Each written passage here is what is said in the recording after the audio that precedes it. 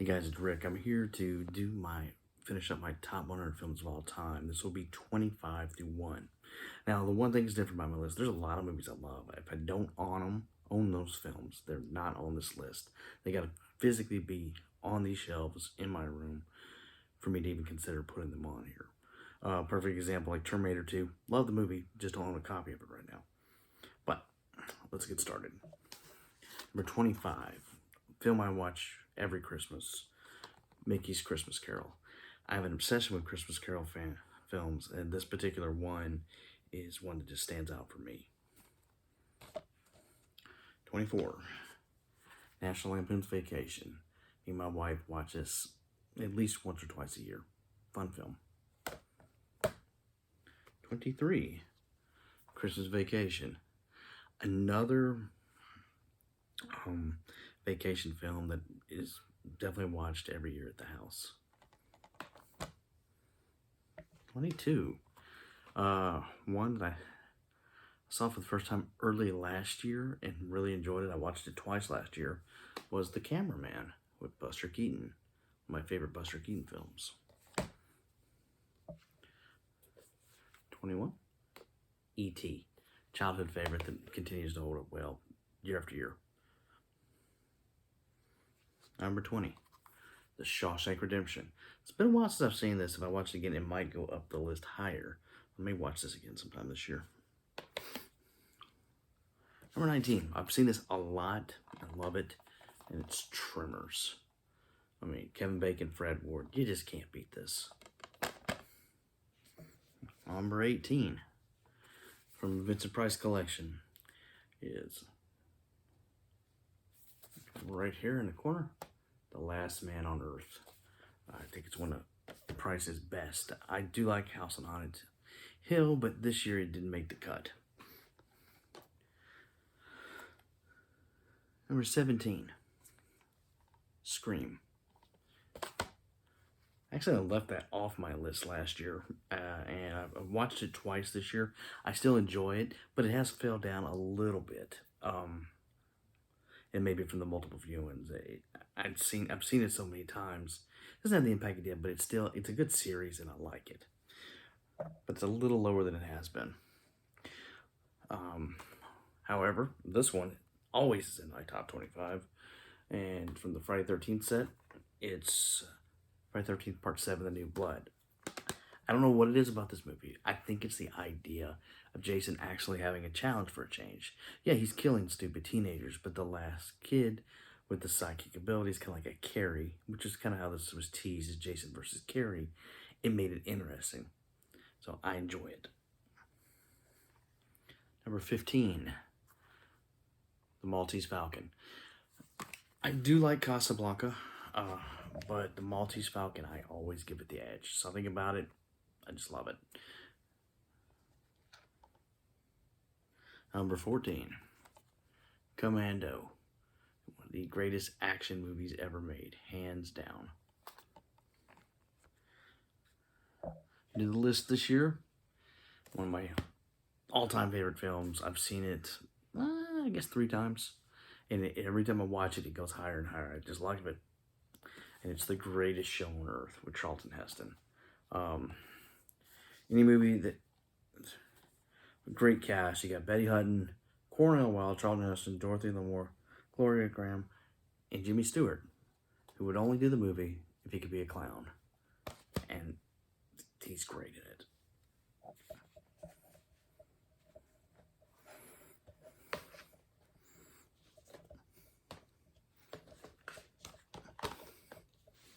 All right.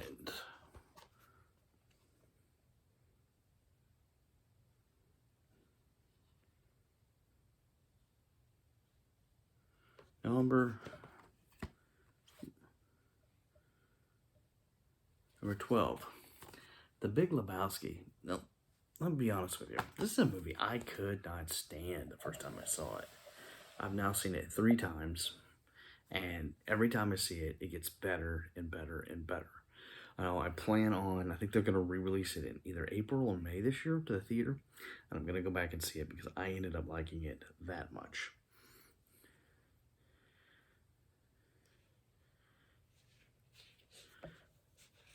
Number 11, Dazed and Confused. Dazed and Confused is one of my favorite films to watch. Just as the summer's beginning. Great film. Just day in life of some kids. Good coming of age movie. Really like it. Now we get to the top 10. Number 10, for my Frankenstein collection, Abbott and Costello Meets Frankenstein. Abbott and Costello Meets Frankenstein is one of the greatest horror comedies ever made. Has all the classic monsters in it. Does not pay them any disrespect. It's fun. It's just a fun movie that I've been watching since I was a little kid, and I love it. Something new this year to the list. I'd seen it once in theaters, and I got to see it. I watched it again this year, and it just so amazed me that it climbed up the list. And that is The General with Buster Keaton. Absolutely stunning film. One of the greatest silent films ever made. It's a Civil War film. I would highly recommend anybody, if you want to see a classic silent film, The General is a great place to start. Number 8, The Good, the Bad, and the Ugly. One of the greatest westerns ever made. But number 7 is my personal favorite western, Once Upon a Time in the West.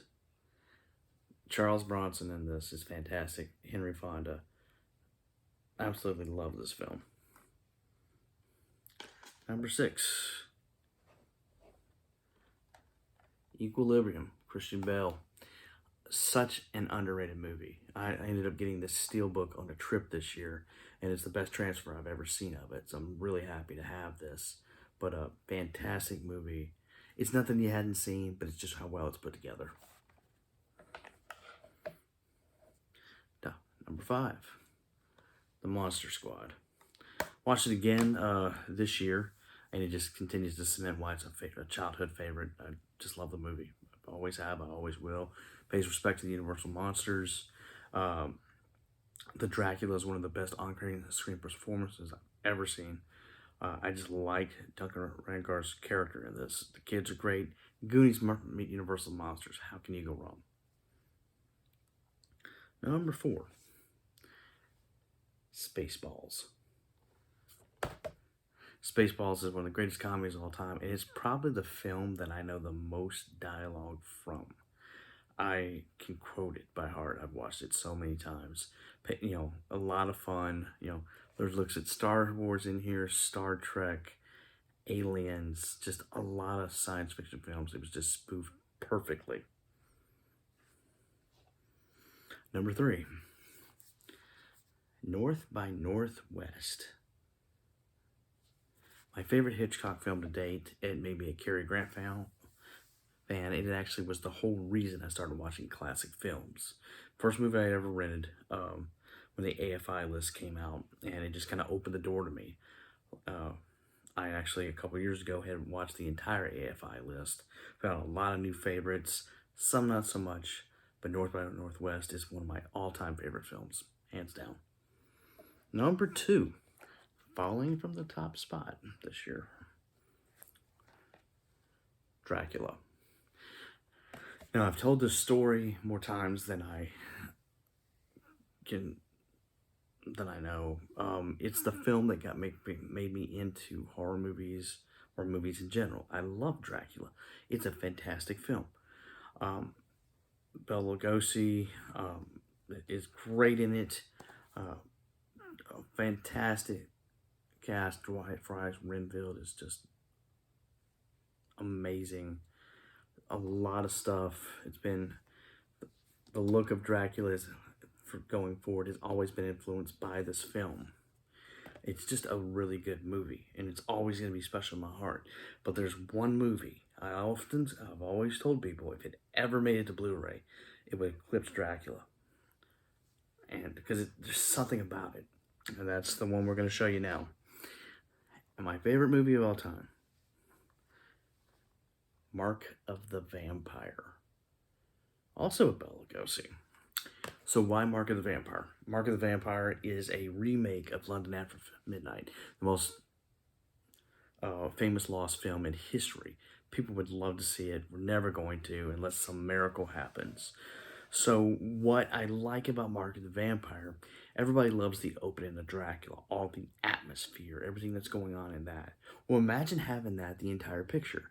That's what Mark the Vampire delivers. It has a lot more of that atmosphere, that creepy vibe. It it doesn't have the talking as much. In fact, Bela Lugosi never says a word in this film, but at the very end, when you figure out what's going on, or when you're told what's going on. But something about this, it captivated me. I saw it on TCM many years ago. Had a DVD at one time, sold it. Stupid move. But I just knew one of these days there was going to be a Blu-ray release of this film. And they came out with it. It's a stunning transfer. I love it. I mean, it's everything I want in a horror film. Uh, the endings, some people like it, some people don't. But since I know what it was about and I get it, I just like it. But there's so much great atmosphere in this movie. Just a fun movie, a good cast. You got Lionel Atwill's in here. Like I said, you got just tons and tons of great stuff. It's just creepy, and it to me it's a fun one. I watch it every Halloween. It's one of those that I just like watching at that time of year, and it's short. This is exactly 60 minutes, so you can knock it out in an hour. So perfect. But for me, this is my favorite film of all time. And that is my list. So take care, guys. As always, go watch a movie.